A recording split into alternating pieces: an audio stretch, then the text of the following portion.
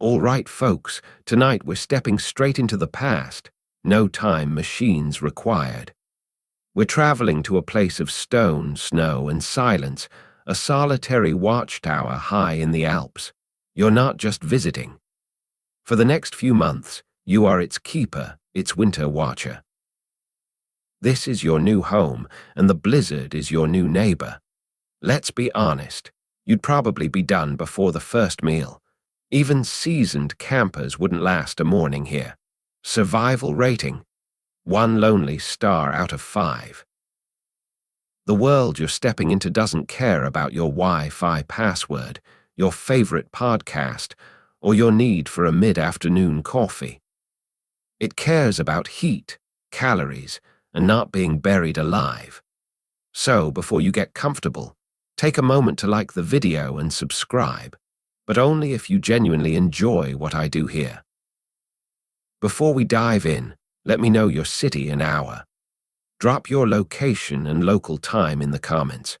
Now, dim the lights, maybe turn on a fan for that soft background hum, and let's ease into tonight's journey together. The world begins with a path. Not a cute, cobblestone, flower-lined path. This is a gouge in the mountain's shoulder, a stony scar left by generations of sheep, herders, and fools like you. It's late autumn, and the air has switched from crisp to cutting. It doesn't just chill you, it seems to inspect you, probing your layers of wool and leather with thin, cold fingers, looking for a weakness. You're sweating under your pack, a monstrous, lumpy thing containing everything you'll need to not die until spring. The sweat is a problem. It means dampness, and dampness, up here, is the first ingredient in a recipe for a frozen end. You stop for a breath, leaning on your walking staff, and look up. The watchtower isn't visible yet. You know it's there because the path points toward a sheer wall of granite, disappearing into a collar of mist. That's your destination. That mess of cloud isn't just weather, it's the leading edge of the season's first true contender, a blizzard gathering its breath on the other side of the peak. The locals in the village you left at dawn didn't say goodbye. They gave you a look. A sort of long, considering glance that weighed your soul and found it interesting. They'd called it the Wächterturm, the watching tower. Its job was simple, to be inhabited from the first snow to the first thaw, so someone could signal if the pass was blocked, if an avalanche had swallowed the trail, or if, in the oldest stories, the winter spirits were moving in ways they shouldn't. Your job is simpler, live. The pack straps dig into your shoulders. Let's inventory the absurdity on your back, shall we? There's a sack of rock-hard rye bread, each loaf baked 4 times to a near-stone consistency to ward off mold and mice. There's a wedge of cheese so dense it could be used as a building material. Dried meat that resembles tree bark and tastes of salt and nostalgia for flavor. A small, precious pouch of dried peas and onions. A smaller, more precious pouch of coarse salt. A tinderbox. 2 candles because candles are wealth. A knife. A hatchet. A wooden bowl. A spoon. And the most important item, a massive iron key, so cold it seems to burn through the pouch at your belt. This is not a modern adventure with freeze-dried meals and a solar charger. This is a months-long subscription to hardtack and hope, and the renewal fee is paid in vigilance. You hear it before you see it. A low, rushing sigh that isn't the wind. It's water, the last, unfrozen stream cutting across the path. It's milky with glacial flour, freezing cold and terrifyingly loud in the stillness. This is your last water source before the tower's own ice melt system. You kneel, your knees popping in protest, and drink deep from your hands. The water tastes of stone and sky. It's so cold it makes your teeth ache, a sharp, clean pain that clears the fog of the climb from your head. This is the last, easy drink. Remember this taste.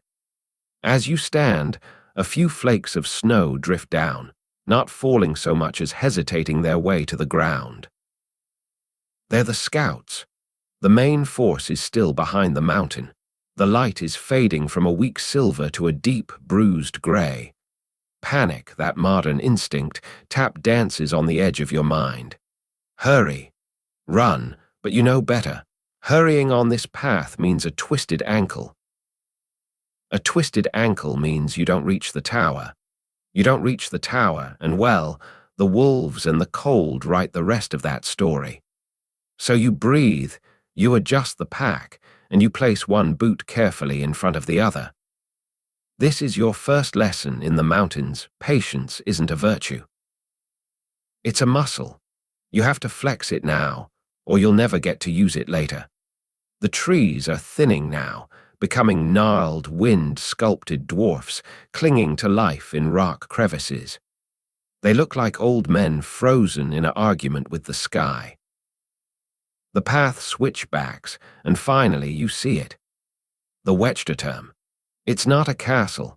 It's not even charming. It's a stubborn, rectangular fist of stone punched into the mountainside. It's 2 stories of weathered granite with a sloped, shingled roof currently sporting a dusting of white. A single, shuttered window stares blankly out over the valley like a sightless eye. Smoke, thin and gray, trails from a stone chimney, the only sign of life. It looks less like a shelter and more like a geological feature that's decided to tolerate a fireplace. A figure stands in the doorway, a dark cutout against the faint orange glow from within. That's Matthias, the outgoing watcher. He's been here since the last autumn leaves fell. He's been alone for 4 months.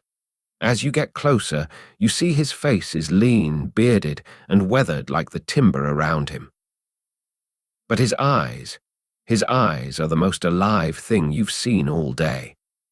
They're bright, sharp, taking you in with an intensity that feels almost hungry. He's been talking to the walls, the fire, and the resident mouse he probably named Albert. You are a novel, 2-legged entertainment system. You're late, he says. His voice is a rasp, unused to human speech. It's the sound of gravel shifting in a tin cup. You just nod, too breathless to argue. The snowflakes are coming more steadily now, landing on your woolens with soft, definitive taps. He steps aside, a gesture that says enter, but no, this is now your problem. You cross the threshold. The smell hits you first.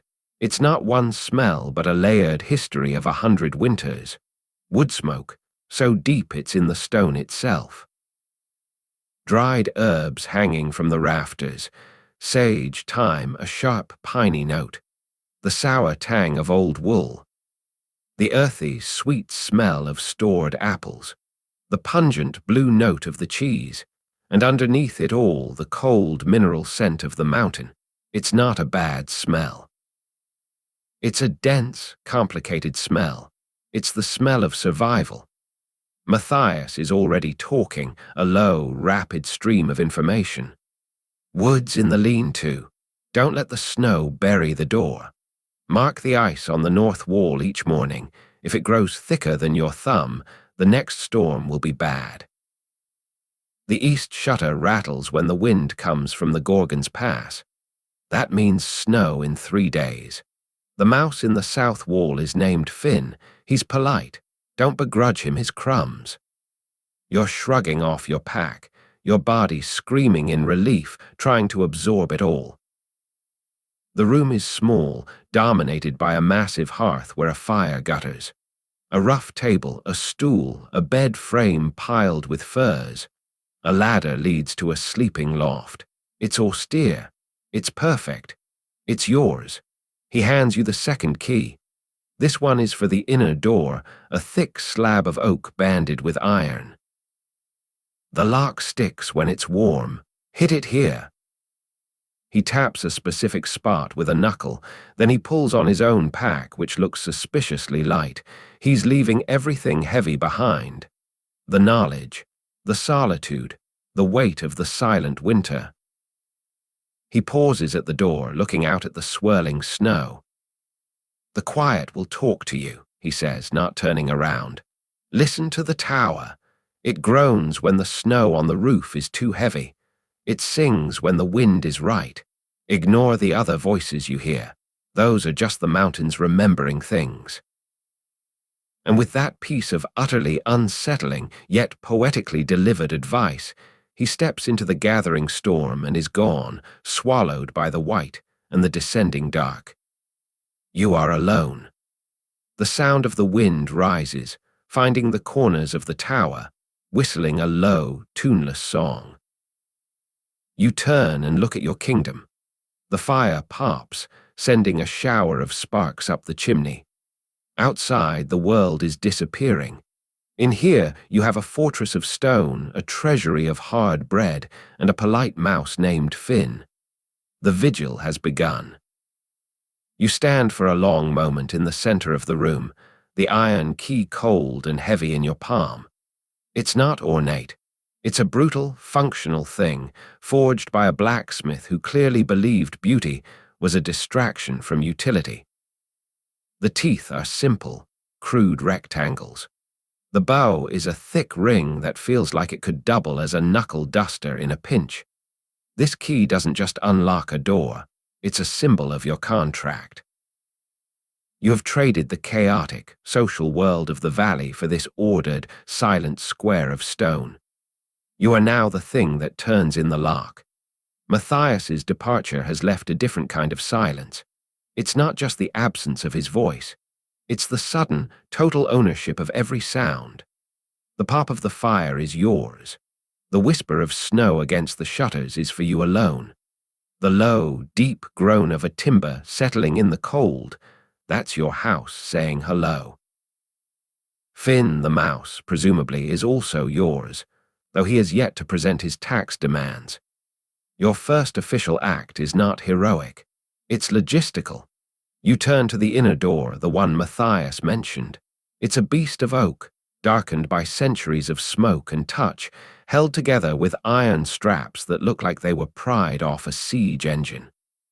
The keyhole is a dark, grinning mouth. You fit the cold iron into it.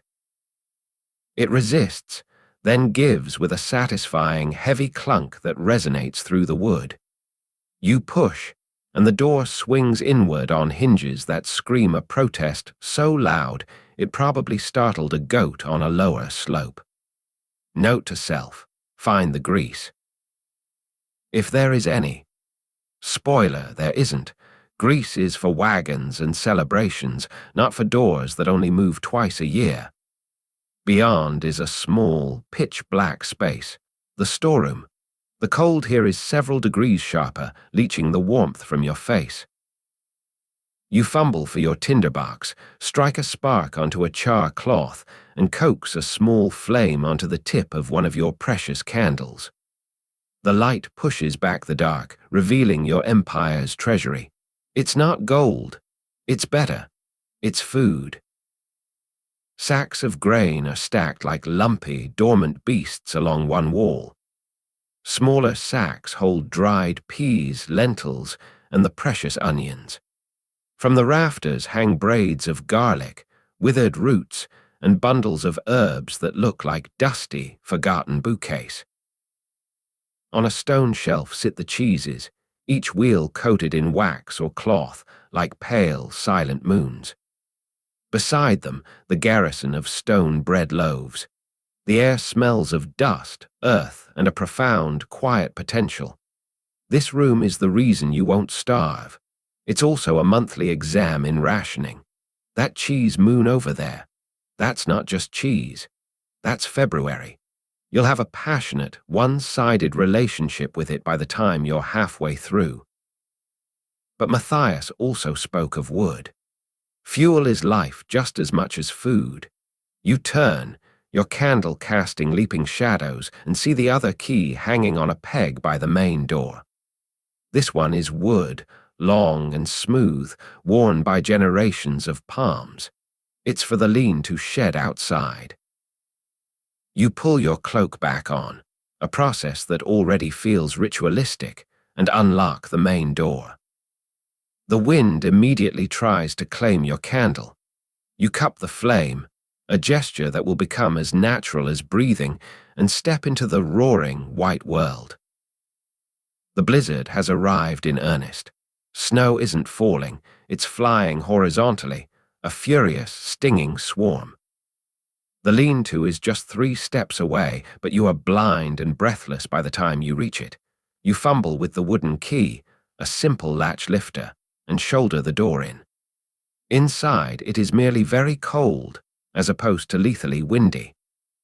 The woodpile is a monumental, orderly stack of split logs, a sculpture of future warmth. You count the cords quickly, mentally dividing by the number of weeks until the theoretical thaw.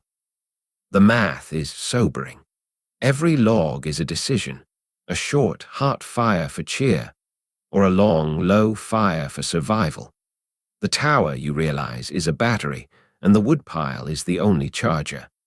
There are no triple outlets on this mountain. You grab an armful of logs, tuck them under your cloak, and make the desperate, stumbling 3-step journey back to the main door. You fall inside, heaving the door shut against the gale, dropping the wood with a clatter that sounds obscenely loud. You're covered in a dusting of snow, panting, and your ears are ringing with the sudden quiet. You just went to the grocery store in an apocalypse. Welcome to your new commute. Now the fire. You kneel before the hearth. The existing fire is low, a bed of glowing embers under a fragile skeleton of charred wood. This is the heart, and it must never stop beating. You practice the art of addition. You place 2 new logs gently onto the coals, not smothering them, but leaning them so the heat will climb. You blow softly and watch as orange tendrils lick at the bark, catch and bloom into flame. It's a tiny, miraculous rebirth. You feel a ridiculous surge of pride. You have successfully added fuel to fire. In the 21st century, this wouldn't merit a text message. Here, it's a Nobel-worthy achievement in thermodynamics. With the fire secured, you finally shed your outer layers, hanging the damp cloak on a peg near the heat. The steam rising from it smells of wet wool and storm. You pull the stool closer to the hearth, the warmth pressing against your knees. On the mantel, you see it, the logbook. It's a thick, leather-bound thing, swollen with damp and use. You open it. The pages are a palimpsest of different hands, different inks, different centuries. Entries range from the starkly practical to the poetically unhinged. 18th of November, wind from the north. 2 fingers of ice on the north wall, saw an eagle, Finn had a friend, worrisome. M. Hofstetter, 1712. Midwinter's day, no sun. Sang all the songs I know, then made some up. Finn is a harsh critic. Unreadable scrawl circa 1800-ish. February 3rd, the silence has a weight. It presses on the ears. Found myself talking to the cheese. It did not reply. Yet. J. Herzog, 1899. This is your new social media feed. These are your predecessors, their loneliness and their small jokes preserved in iron gall ink. You take the quill a feather from what you hope was a very large, peaceful goose, dip it in the frozen ink pot you have to thaw by the fire, and make your first entry. Arrived at dusk, Matthias left. Snow is here, fire is lit, met Finn only by reputation. The tower groans on the north side, will listen. You blow on the ink. Your contribution to the Chronicle of Solitude. It feels momentous and utterly mundane. You are now a link in the chain. You look around. The room is warm now, the firelight dancing on the stone walls, making the shadows in the rafters seem to breathe. The wind is a constant low drone outside, a white noise machine built by giants. The keys, iron and wood, lie on the table. One secures your past, the stored life of summer. The other secures your future, the promise of warmth. And you, on your stool between them, are the present tense, the keeper of the flame, the reader of the groans, the reluctant landlord to a mouse. Tomorrow the real work begins, the inventory. But for tonight, your duty is done. The door is locked. The fire is fed. The tower holds you in its stony grip. The blizzard sings its fierce lullaby against the walls. And somewhere in the south wall, a polite rodent named Finn crunches a crumb of your rye bread, paying his rent in full. The fire has settled into a steady, whispering heart of coals. The initial adrenaline of arrival has drained away, leaving a quiet, profound fatigue that seems to rise from the stone floor itself. But sleep feels like a luxury you haven't earned yet. Matthias's ghost, or at least his raspy, practical ghost of advice, hovers in the air. Know what you have, before the dark truly comes. So you light your second candle. It's an act of minor extravagance, a declaration that this is official business. The single flame makes the room feel both smaller and more infinite, pulling a dome of gold out of the pressing dark, leaving the corners to the imagination. This is your audit. You are the accountant of survival. You start with the grain because grain is king. The sacks in the storeroom are rough hemp, bulging and heavy. You untie the neck of the first one. The smell is dense and sweet, dust, earth, and the ghost of a summer field. You plunge your hand in, letting the cool, hard kernels of rye run through your fingers. They're like tiny brown pebbles. You count the sacks not by number, but by heft and volume. 3 large sacks of rye. 1 smaller sack of barley, a treasure for variety. You do the math in your head, translating volume into bowls of porridge, into daily bread ration weight. The numbers are tight, but they stretch to the theoretical spring if you are careful, if you are precise. Porridge will be your canvas, a pinch of dried onion or a crumble of cheese your only paint. Next, the cheese. The wheels on the stone shelf are cool to the touch. You lift one. It must weigh as much as a small dog. You tap it with a knuckle. It answers with a solid, dull thunk. Good. No hollow spots, no hidden colonies of mold. Yet you have 4 wheels. You name them silently, because giving inanimate objects personalities is what you do now. This one is Gustav. He's stern, reliable. That smaller one is Lissel. She's sharper, more pungent.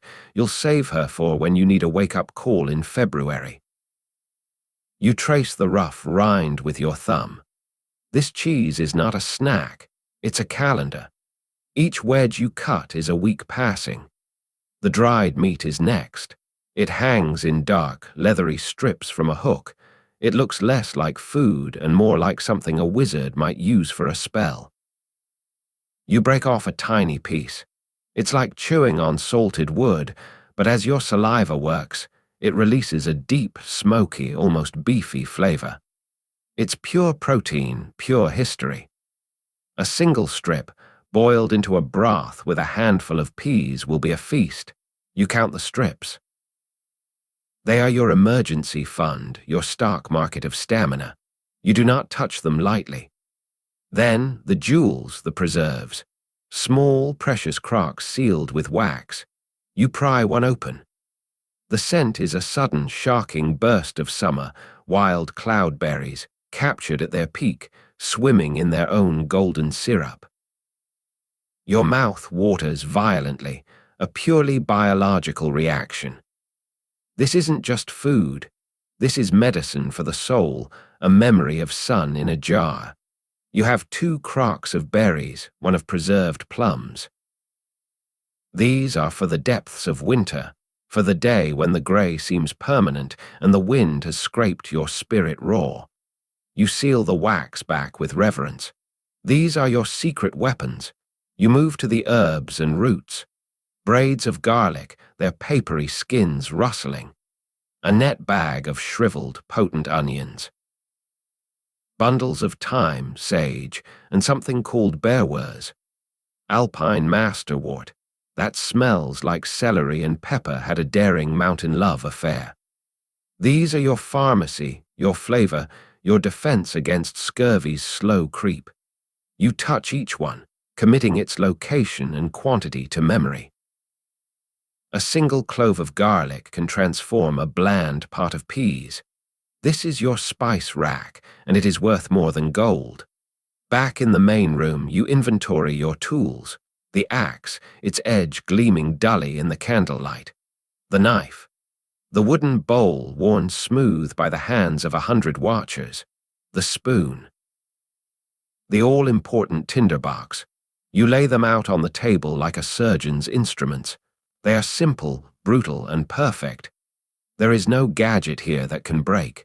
If it breaks, you fix it with the knife and the axe. This is technology at its most honest. Finally, you check the water. The tower has a clever, cruel system. A stone channel inside the north wall catches melt from the roof, funneling it into a small, stone-lined cistern. You lift the wooden lid. It's half full of black, icy water. You dip a cup in and drink. It's so cold it makes your skull ache, but it's clean, tasting of stone and sky. This is your plumbing. When the channel freezes solid, which it will, you will melt snow in a pot over the fire. Every drop will be won through labor. You blow out the inventory candle, it's job done. The room sinks back into the softer, pulsing light of the fire. You have taken stock. You know your kingdom's resources down to the last berry. It should feel reassuring, and it does in a way, but it also feels heavy. The weight of responsibility has transformed from a concept into a physical list. That cheese wheel is February. That last sack of grain is the final fortnight before the thaw, if it comes on time. There is no grocery delivery, no backup plan. Your foresight, your discipline, is the only thing standing between you and a very slow, very cold subtraction. You sit back on the stool, the logbook open to your single entry. The wind roars, a constant reminder of the world's indifference. But in here, you have counted your shields. You have met Gustav the cheese and the ghost of summer in a jar. You have been introduced to every tool and every treasure. The knowledge sits in your gut, a new kind of sustenance. You are no longer just an occupant. You are a steward, a curator of calories, a warden of warmth. The solitude is no longer empty. It is filled with the silent, pressing presence of all these things you must shepherd through the long, white night. Somewhere, a tiny scratching sound comes from the south wall. Scritch, scritch, pause. It's rhythmic, almost polite. Evening, Finn, you say quietly to the wall. The scratching pauses, then continues. Perhaps it's a greeting. Perhaps he's just doing his own inventory of crumbs. Either way, the sound is company. You close the logbook. The audit is complete. The kingdom is solvent. For now, the fire isn't just a source of heat. By the third day, you realize it's a conversation partner. It has moods, dialects, a whole vocabulary of crackles and sighs. You are learning to listen, because the language of the hearth is the first language of survival here. A modern heating system hums. This fire speaks. This morning it speaks in a low, busy murmur. The wood you added last night, a good, dense piece of beech, has burned down to a cradle of pulsating embers, deep orange and breathing slowly. A thin, steady heat radiates from it, the kind that seeps into stone and bone. This is the fire's steady voice. It's the voice you want to hear through the long, dark hours of the night. It says, "All is well. I am here. I am constant." You bank it with a careful layer of ash, leaving just enough air to keep the embers whispering. This is the art of the overnight burn. Not too hungry, not too sleepy. Like keeping a dragon in a very satisfactory nap. Contrast this with the fire's anxious voice. You heard it yesterday when you were impatient, adding a log of resinous pine that was a touch too damp. Instead of catching cleanly, it hissed and spat. Sharp, snapping cracks like small bones breaking. A sputter of smoke fled the hearth into the room, smelling of frustration and wet forest. The flames leaped and danced, but wildly, consuming themselves too fast. That fire said, "I am wasting myself. I will be gone soon, and you will be cold." You learned. Pine is for quick morning cheer, not for the long haul. You apologized to the hearth, out loud. Finn probably thought you'd lost it. Then there's the most important sound, the silence. The moment when the last flame gutters and dies, and the embers begin to gray at the edges. This is the fire's final warning. It's a quiet so profound it feels louder than the wind. It says, now or never. And you scramble, because reigniting from dead ash with a tinderbox is a humbling, breathless ordeal you don't wish to perform at 3 a.m. So you tend. It becomes your primary occupation, the quiet rhythm of your days. You don't just throw wood on. You select. You have your workers and your managers. The split oak and beech are your managers, solid, reliable, burning long and hot with a calm yellow flame. The pine and the kindling are your workers, quick, eager, getting the job of starting done. You arrange them with the care of a general deploying troops, kindling teepee, then a small manager log. Then, once the conversation is flowing, you introduce the bigger managers to keep the discourse going for hours. The fireplace itself is a stone mouth, blackened by centuries of these conversations. Its mantle is worn smooth by elbows and forearms leaning to feel the heat. Above it, the smoke-blackened beam has a series of small, deliberate nicks in it. You run your fingers over them. At first, you think it's damage. Then you see the pattern. 7 groups of 4, 28 nicks. It's a tally. A previous watcher was counting the cycles of the moon, the passage of a lunar month in utter isolation. You feel a sudden, sharp kinship with that unknown soul, marking time by the light of this same fire, listening to its same voice. You are not the first to have this conversation. The heat dictates everything. A zone of warmth extends about 5 feet from the hearth. Beyond that, the cold begins to reclaim its territory. Your bed in the loft is outside the zone. So dressing involves a comical, pre-dawn ritual. You wake up wrapped in every fur and blanket you own, a human burrito of warmth. You must then execute a tactical roll from the bed, land on the icy floorboards, a shock that truly clarifies one's purpose in life, and shuffle quickly to the hearth to perform the morning resurrection of the fire. It's not graceful. It is, however, highly motivational, but the fire gives more than heat. It gives light, the dancing, living light that paints stories on the walls. It gives sound, the white noise that masks the sometimes oppressive silence of the mountain. And it gives a focus. In the flickering flame, you can stare for an hour, your thoughts slowing, untangling, or simply drifting away on the updraft. It's the original television, and its show is called Hypnotic Coals. Ratings are stellar. One evening, you try an experiment. You've read about reading the fire in old tales, divining fortunes or weather in the shapes of the flames. You don't see any fortunes, but you do see a logic. A flame that leans steadily to the left means a draft from the east shutter, which Matthias said means a storm brewing in the Gorgon's Pass. You check the north wall ice the next morning. It has grown thicker. The fire, it seems, wasn't just talking about itself. It was giving you the mountain's weather report, translated through the dialect of draft and flame. You add your own nick to the beam above the mantle, just one. For your first completed cycle of the moon, you used the tip of your knife. The sound was a small, crisp tick in the quiet room. Finn stopped scratching for a moment, listening. Maybe he approves. Maybe he's just wondering if you're carving more cheese. As you sit back, the fire settles into its evening monologue, a soft, whispering crackle, the gentle collapse of a log shedding layers of ash. The wind outside is a distant bass note. Inside, the hearth's voice is a soft alto. You understand now why this room is called the Wohnstube, the living room. It's not a place for couches and entertainment centers.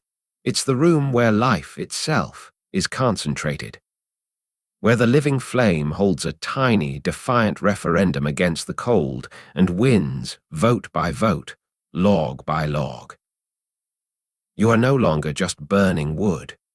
You are conducting a symphony of survival, one piece of kindling at a time.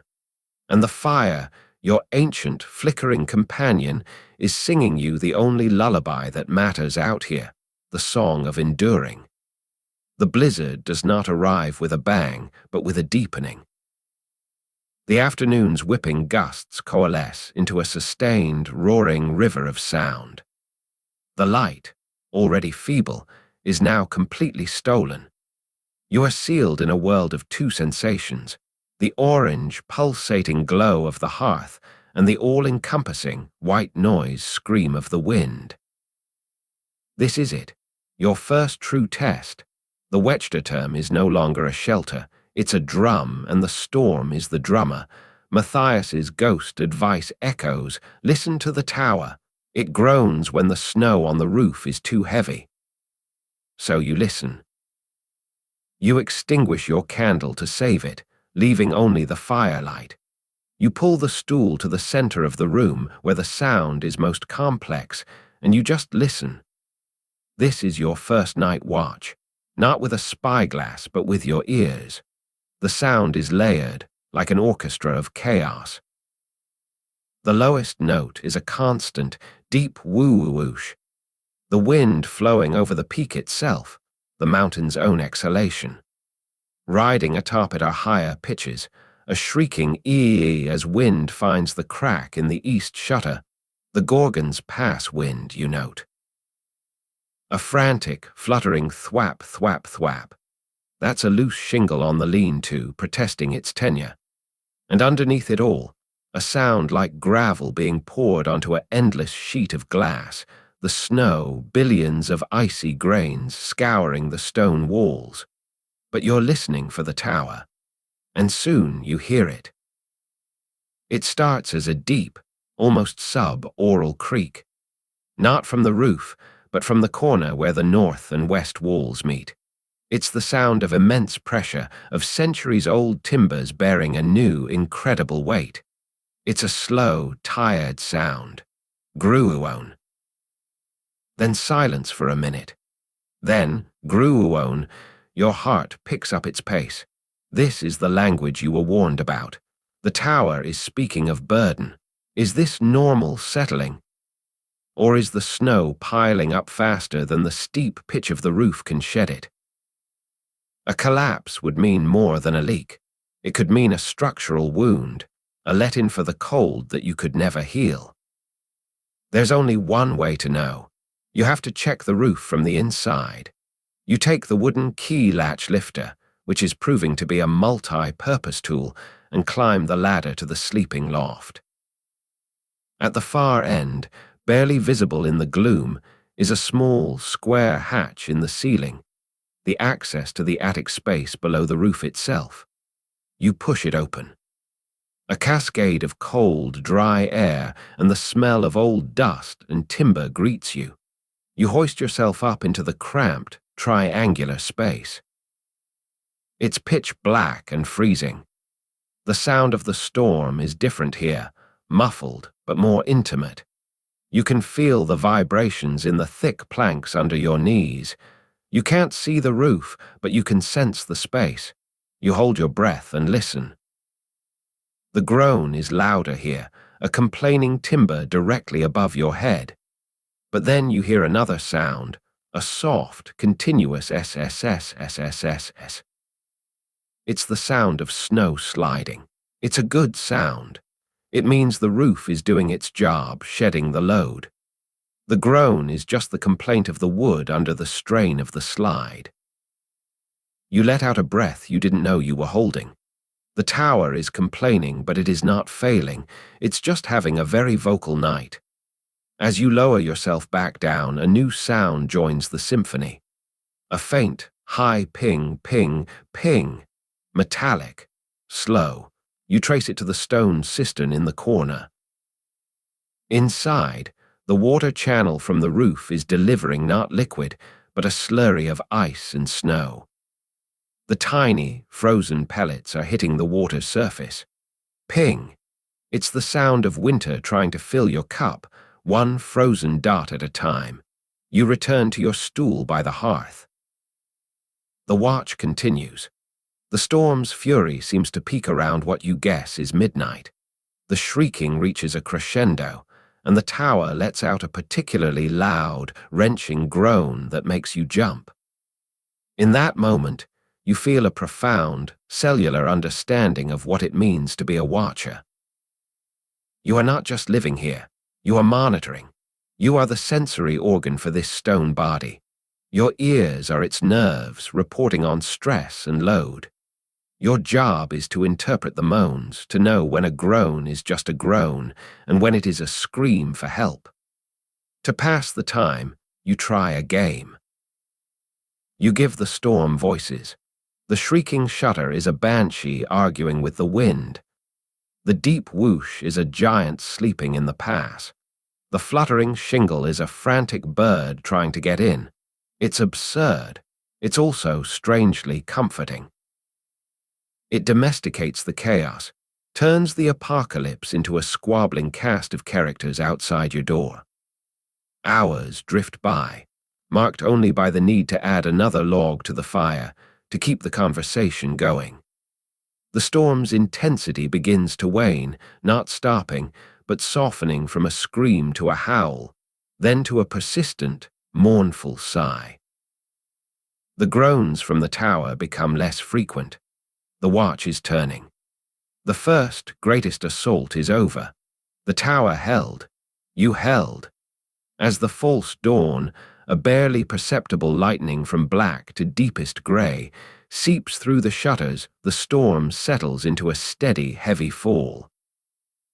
The wind is gone. Now there is only the soft, thick silence of falling snow. The watch is done. Your body aches with the tension you've been holding. Your ears still ring with phantom shrieks, but you feel a quiet, steady pride.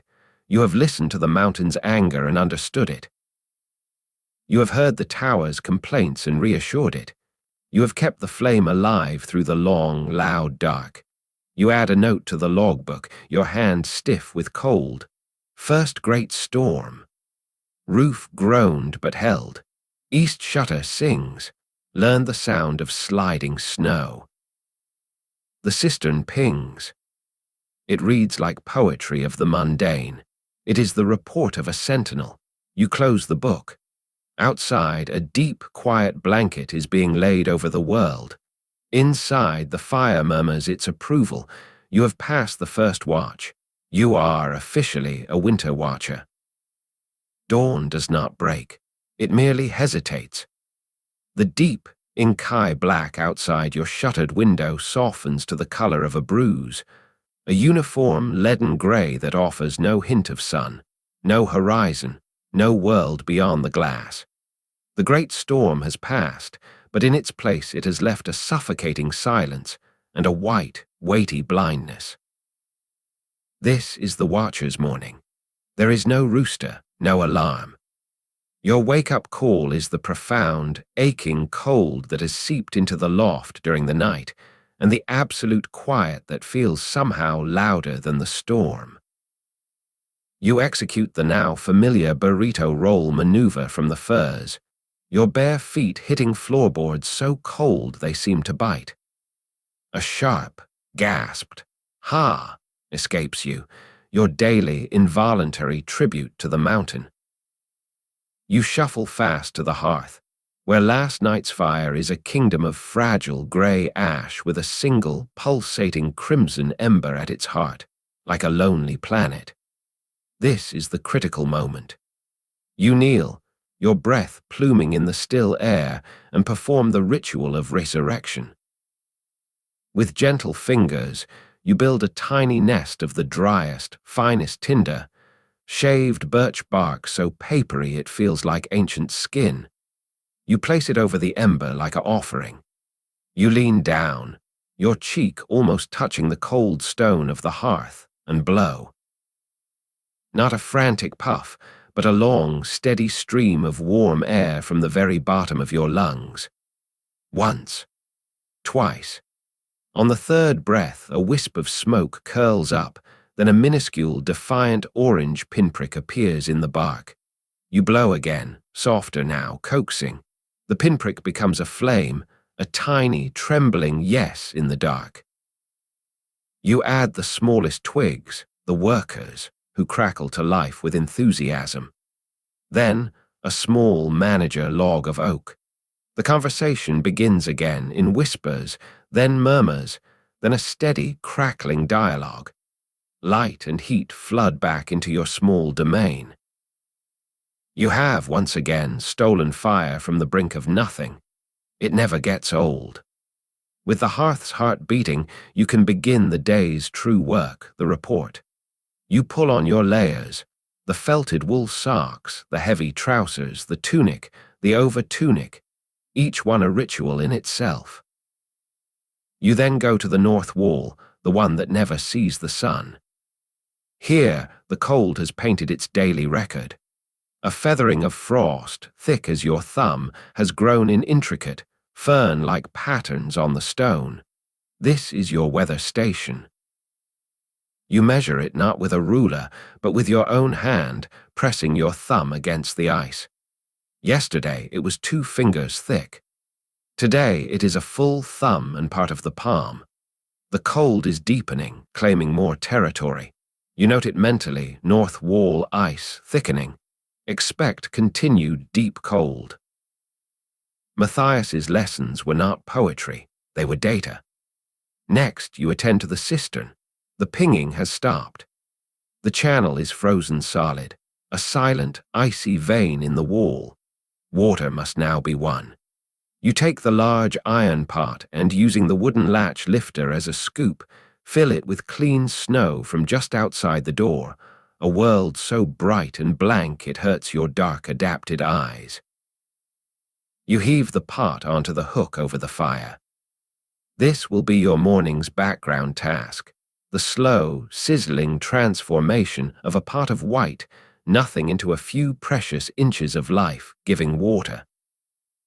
The sound is a hissing, spitting protest that gradually softens to a contented simmer. Now, sustenance. Breakfast is a ceremony of patience. You take a single rock-hard loaf from the storeroom. You don't cut it. You saw at it with your knife, producing a heel of bread that resembles a piece of roofing tile. This you place directly on the warm stones at the edge of the hearth. You watch as the heat works its magic. The fossilized crust softens slightly. The interior, if you're lucky, warms to a state just north of icy. You retrieve it, blow off the ash, and place it in your wooden bowl. From the precious crock, you scoop a small spoonful of last summer's cloudberry preserves. The deep amber goo melts instantly on the warm bread, creating a tiny, sun-burst pocket of sweetness in a meal of stark necessity. You eat slowly, making each bite last, feeling the contrast of the tough, earthy bread and the vibrant, sweet tart berries. It is, you think, the most deliberate and appreciated meal you have ever eaten. You are not eating for pleasure, you are fueling the watch. The final part of the morning ritual is the logbook. You open it to a fresh page, the quill scratching in the quiet. Your entry is a sparse telegraph. Storm past. Heavy fall continues. North ice a full thumb. Channel frozen. Water from snow. Breakfast rye with cloudberry. East shutter silent. Fin active at dawn. It is a record of stability. Nothing broke. Nothing changed. In the watcher's world, that is the headline news. No disasters today. You look around. The fire talks. The part hisses. The grey light persists. There is no morning in the traditional sense. There is only the slow, meticulous transition from the vulnerability of sleep to the fortified, attentive state of the day watch. Your world has shrunk to the sounds of the fire, the progress of the melting snow, the thickness of the ice on the wall. Your tasks are simple, elemental, heat, water, food, observation. You are not bored. Boredom is a luxury of a cluttered mind. Your mind is focused, clear, attuned to the minute feedback of your stone cell. The watcher's morning is not about starting an exciting day. It is about successfully defending a tiny, warm corner of the universe against the endless, patient, white silence. And as you take the first sip of warm, melted snow water from your cup, you realize you have already won today's most important battle. You are awake, you are warm, and you are watching. The deep quiet of a snowbound afternoon is a different creature from the howling drama of the storm. The blizzard was an argument. This is a held breath. The world is muffled under a thick quilt of white, and the silence that fills the tower is so complete it has a texture, a soft, woolly pressure on the ears. In this kind of quiet, the mind, left without external stimulus, begins to turn inward. And in a place this old, the inward journey quickly becomes a walk through other people's solitude. You find your eyes wandering, not to the window which shows only a blank, white void, but to the very fabric of your cell. The beams overhead, the stone walls, the planks of the floor. They are not just construction materials, they are a palimpsest of waiting. And slowly, you begin to see the marks. They are everywhere once you start looking. Not just the official tallies on the mantel beam. These are smaller, more personal. On a heavy timber near the ladder, you see a series of short, parallel knife cuts. 5 groups of 5. A previous watcher was counting days in batches, making a game of it, or perhaps just trying to break the eternity into manageable pieces. Next to it, carved with less certainty, is a rough stick figure of a goat. Someone was thinking of their herd, or maybe just wishing for fresh milk. In a corner of the windowsill, worn almost smooth by time, are 2 initials, AF and a date, 1792. Anton or Anna Friedrich. Who were you, AF? Did you carve this on your last day, leaving your mark before descending to a world that probably felt stranger than this tower after a long winter? Did you miss the silence, or were you desperate for the noise of a crowded inn? You run your fingers over the carving.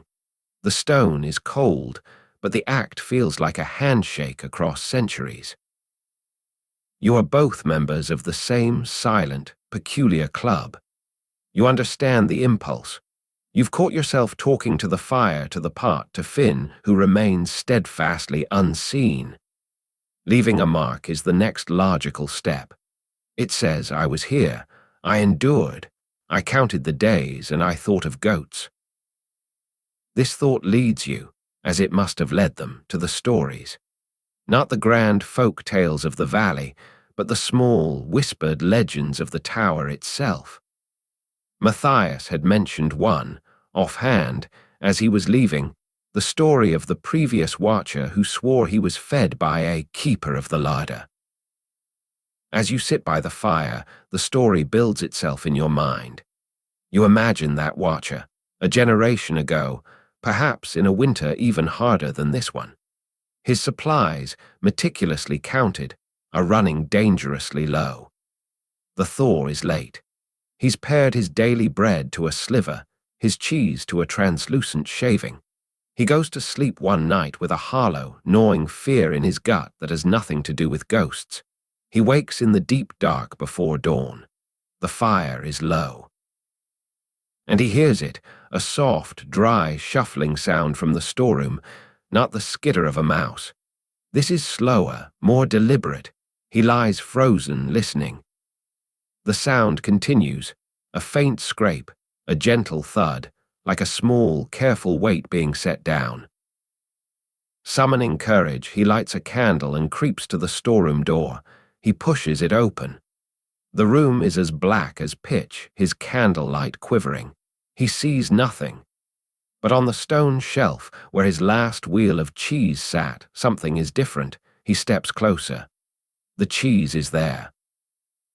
But beside it, where there was empty space, now sits a perfect, small round of dark, hard bread, a type he doesn't recognize.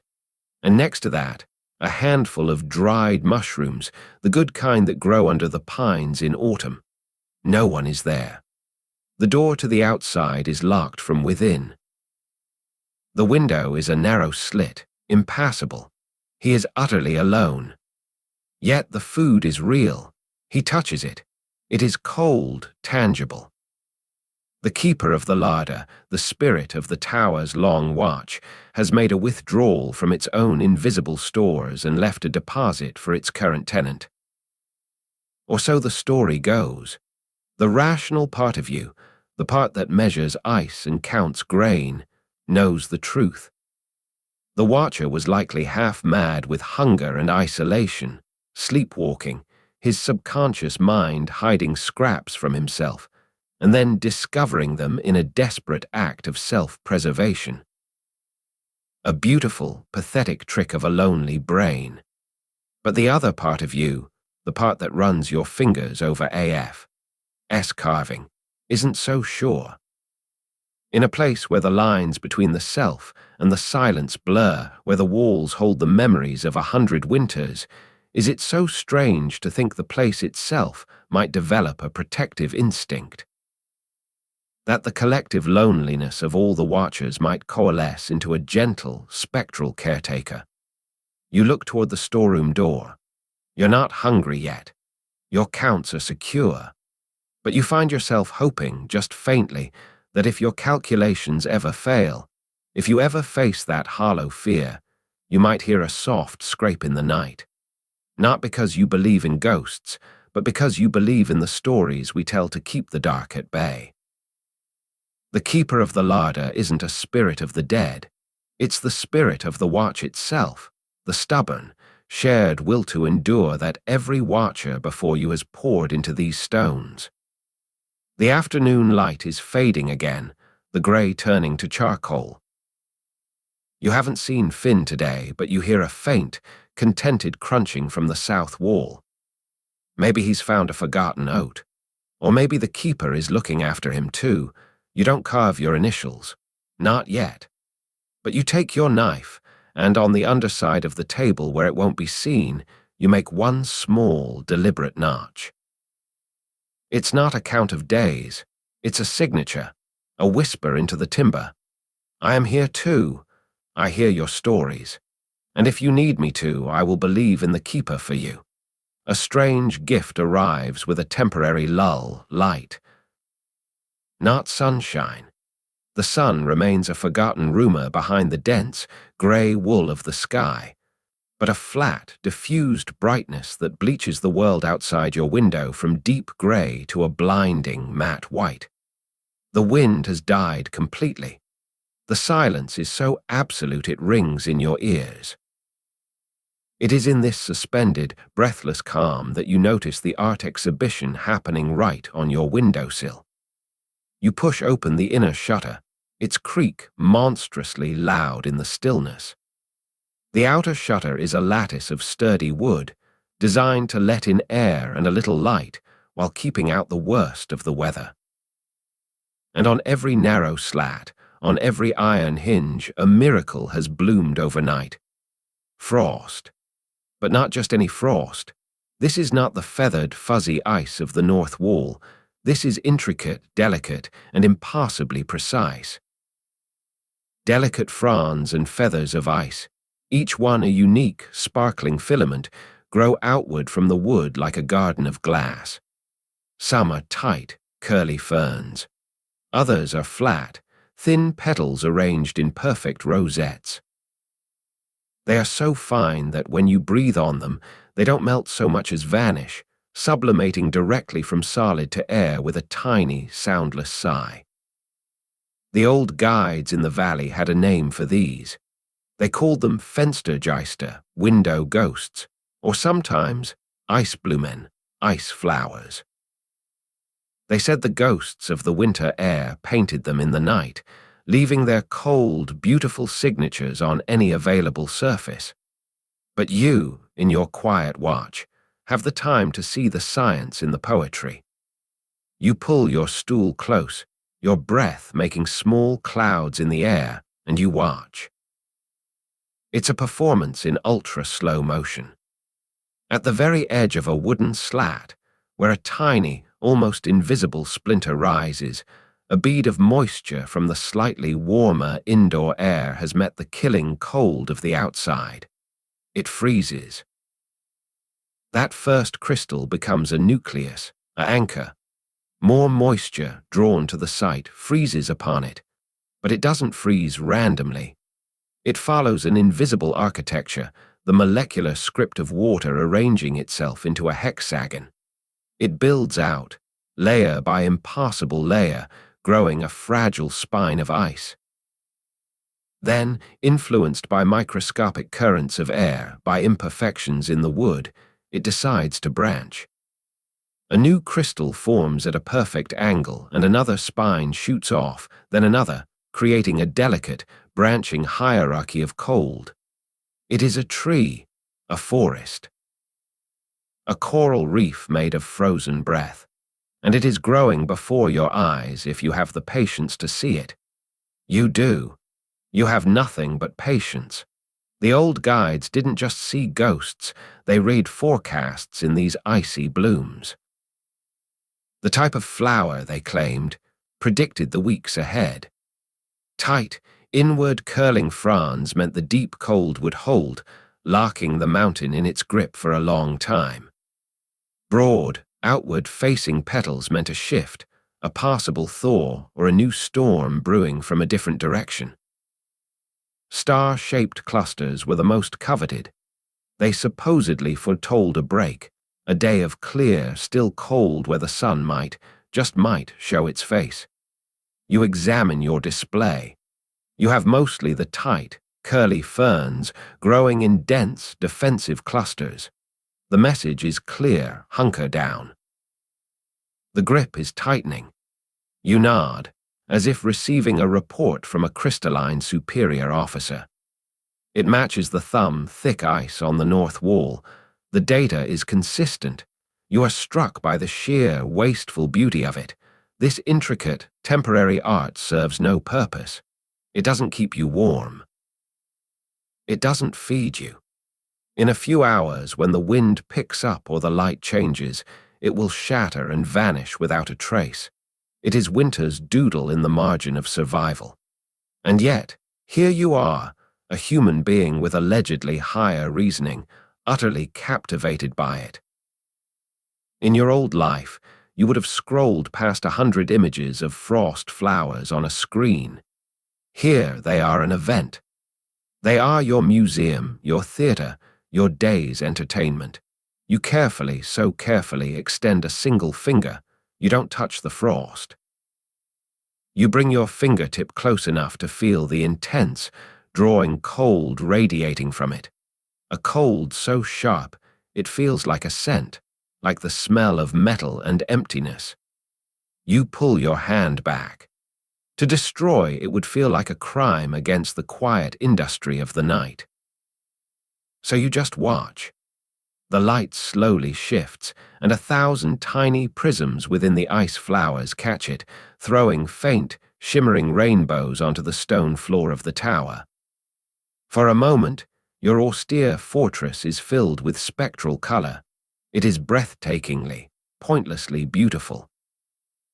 You realize this is another language. The fire speaks in crackles of heat and safety. The storm speaks in groans of pressure and threat. The frost flowers speak in geometry and light. They are the winter's way of showing off, of proving that even in the heart of its brutal regime, it is capable of a fragile, exquisite delicacy.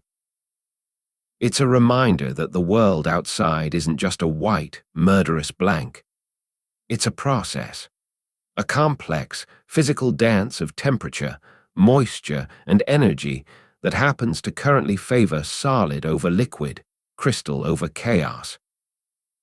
The logbook entry for today will be simple, deep calm. Frost flowers on the east shutter, the ferns type, deep cold to continue. But in your mind, you add a postscript just for yourself.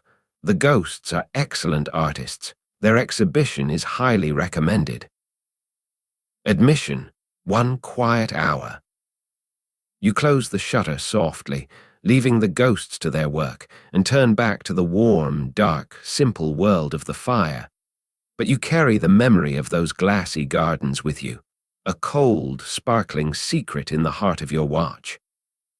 Solitude, you are learning, is a relative term. You are alone in the human sense. But you are far from the only consciousness in this stone tower. A slow awareness has been dawning, a shifting of your senses to detect the other signatories of the unspoken, ancient treaty that governs this place. You are not the owner here.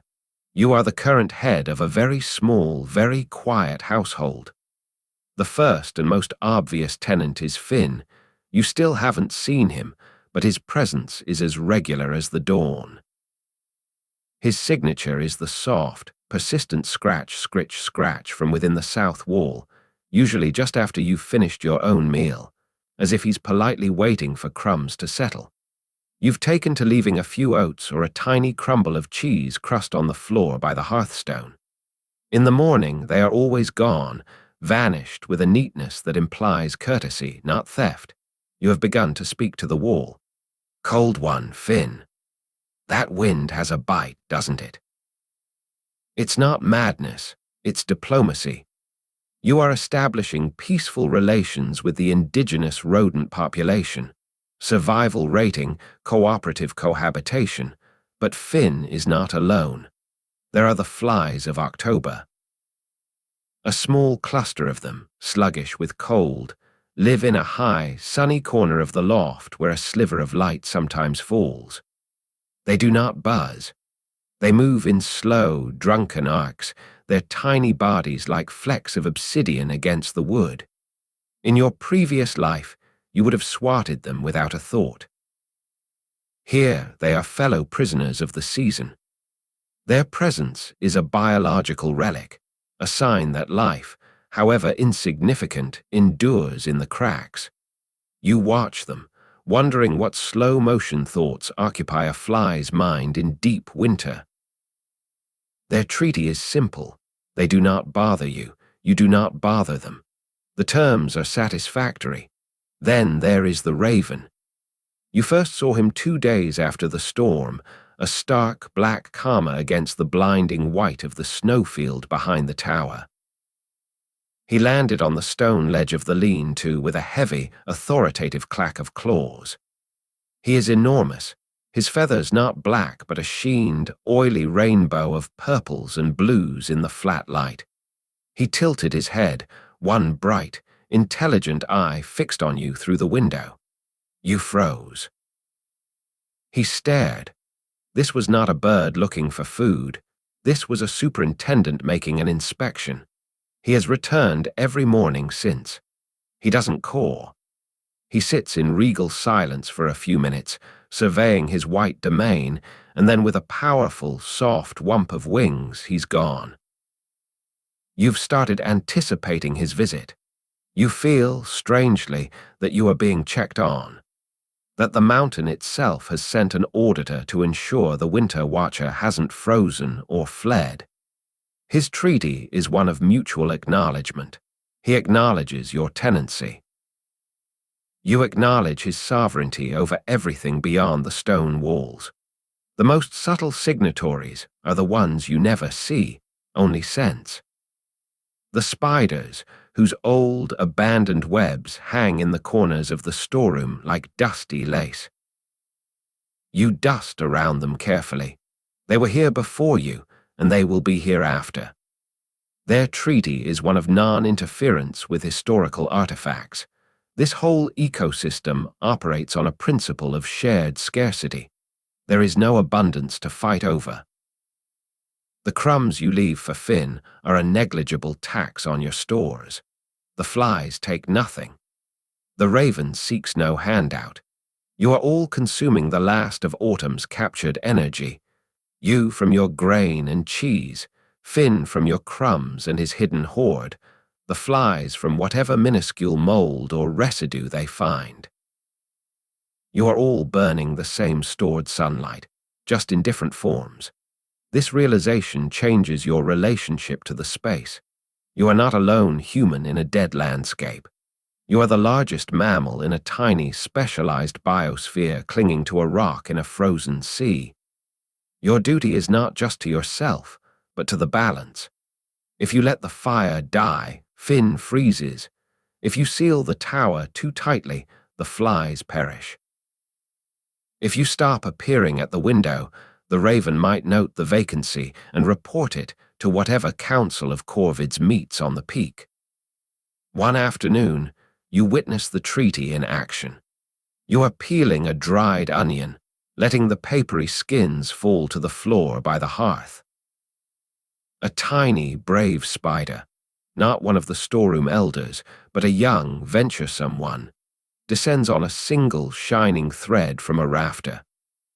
It lands on an onion skin, examines it, and begins to haul it, with immense, deliberate effort, back up toward its web. It is claiming building materials.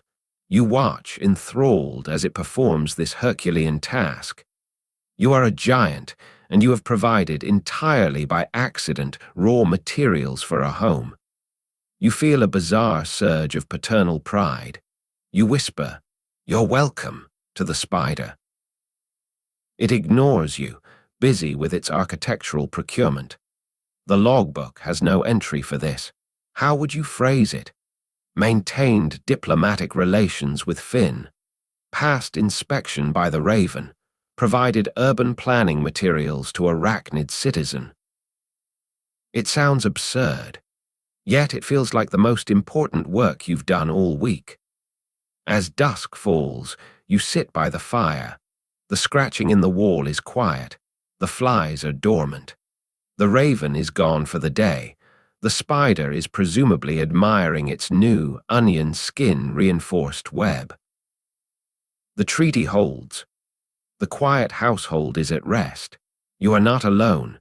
You are the caretaker of a silent, miniature world, and in the profound stillness that feels like a purpose as grand as any.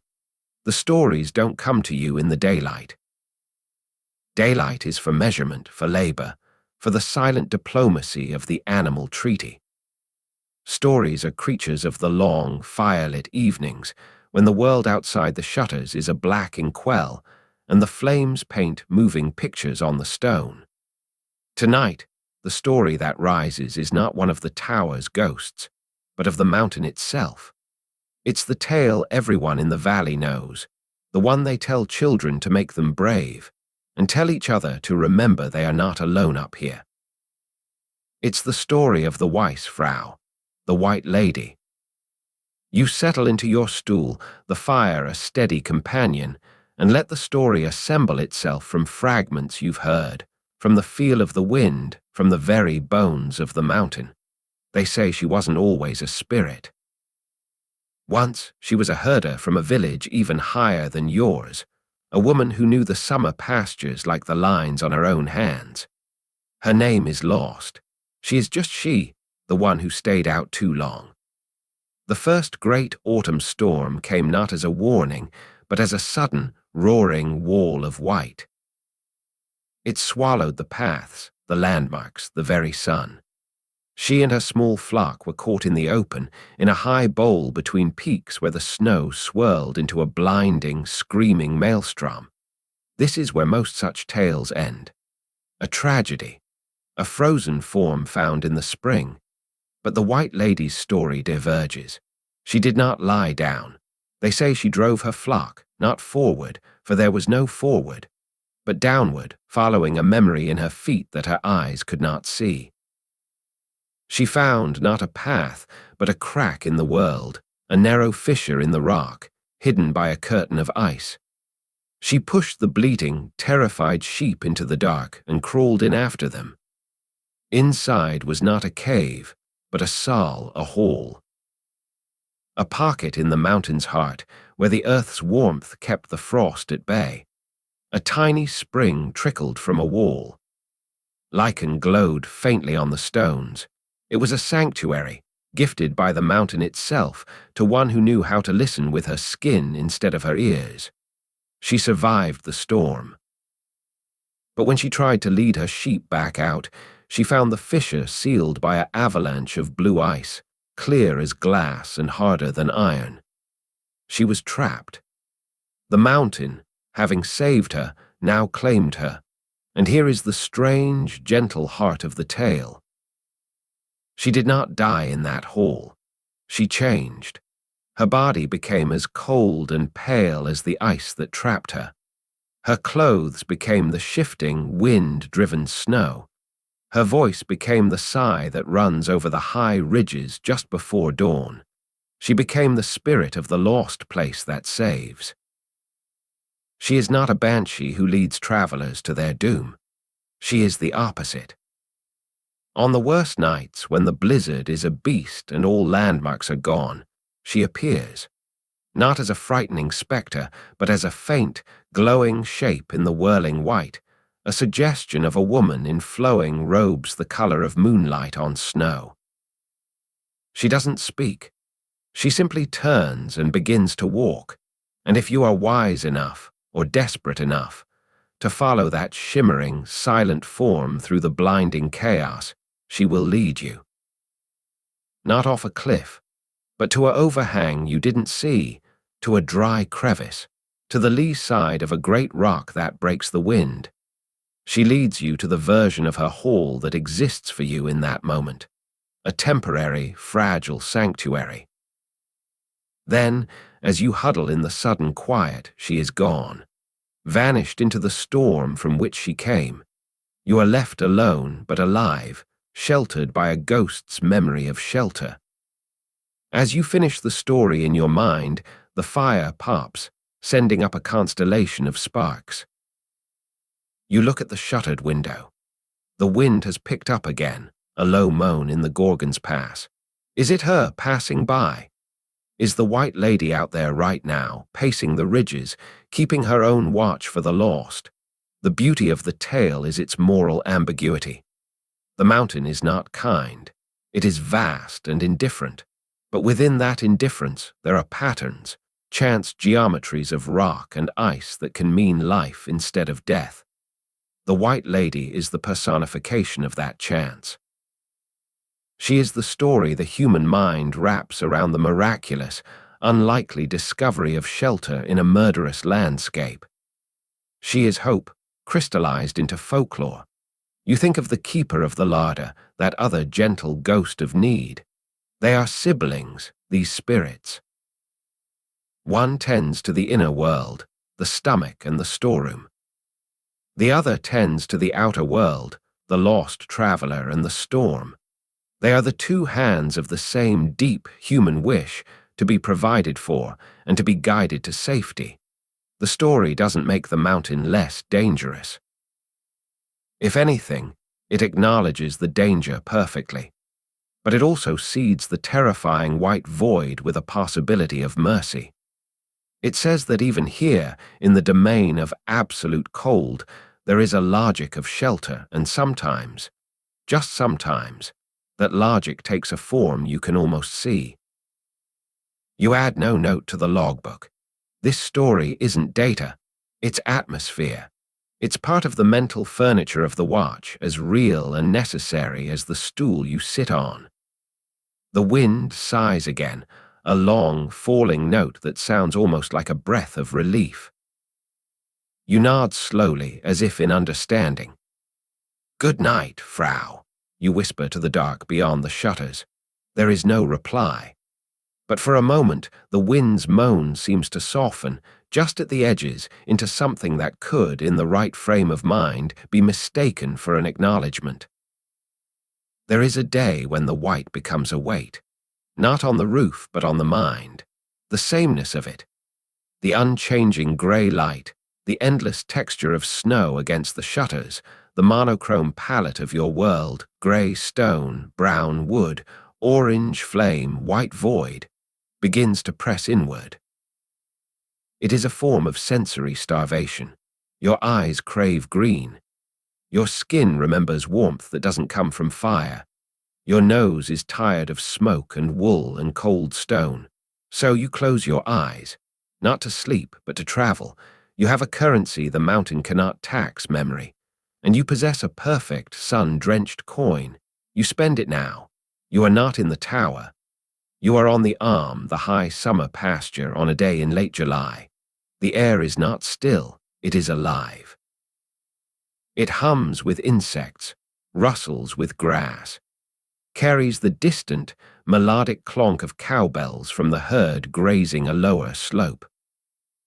The scent is an overwhelming bouquet, the sweet, dry perfume of alpine grass warmed by the sun, the sharp resin of pine trees sweating in the heat, the faint, clean scent of wildflowers, tiny, tough blooms of blue and yellow and white darting the meadow like spilled paint. The sun. You had forgotten its true nature. It is not the faint, grey suggestion behind clouds. It is a presence. It presses on your shoulders with a tangible, golden weight. It soaks into your wool shirt, making it too warm, and you shrug it off, feeling the direct kiss of the heat on your skin for the first time in what feels like a lifetime.